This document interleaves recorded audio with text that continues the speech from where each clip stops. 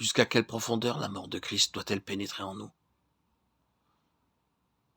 Elle doit pénétrer toujours en profondeur, toujours plus profond. Je vous invite à lire Colossiens 3, 2, 3.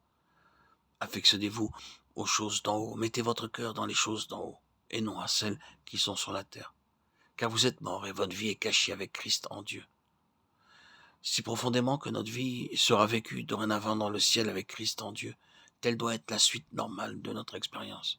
À mesure que la mort de Christ agit et retranche plus profondément en nous, la vie d'union avec lui doit se fortifier. À mesure que le péché cesse de régner sur notre cœur et que l'esclavage tu dois faire place à l'obéissance de l'amour. À mesure que l'âme est de plus en plus dépouillée de toute confiance en quoi que ce soit hors de Christ ou insidieusement ajoutée à la perfection de son œuvre pleinement accomplie et achevée au calvaire, le croyant découvre que sa vie est de plus en plus vécue dans le ciel. Les choses qui le troublaient descendent à leur vraie place. Et il ne paie plus la dîme de la menthe, de l'ânette ou du cumin, Matthieu 23, 23, tout en restant aveugle aux questions vitales qui concernent son salut.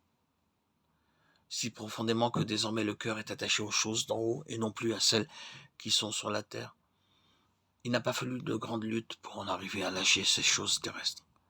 L'œuvre de mort de la croix les a retranchées de telle façon qu'elles aussi, soumises à la volonté de Dieu, sont en quelque sorte tombées. Elles ont simplement été mises à leur vraie place.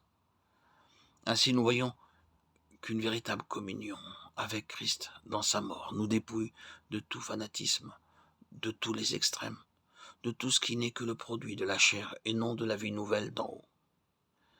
La lumière du ciel, projetée sur les choses de la terre, nous fait voir ces choses à leur vraie valeur et nous enseigne le chemin à suivre pour marcher selon Dieu dans l'esprit.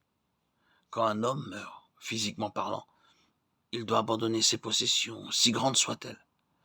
Essayez de vous représenter cet homme venant vivre à nouveau sur la terre. Ne croyez-vous pas qu'il envisagerait les valeurs sous un angle totalement différent et que tout aurait changé d'aspect à ses yeux? Spirituellement, c'est exactement ce que le plan de Dieu a prévu en identifiant le pécheur à son sauveur sur la croix. La mort de Christ, appropriée aux croyants, le sépare des choses terrestres, si bien qu'il vit désormais comme quelqu'un qui a sa demeure dans le ciel. Jusqu'à où? Jusqu'à quelle profondeur la croix ira-t-elle? Touchera-t-elle à vos vêtements, à vos ambitions, à vos biens?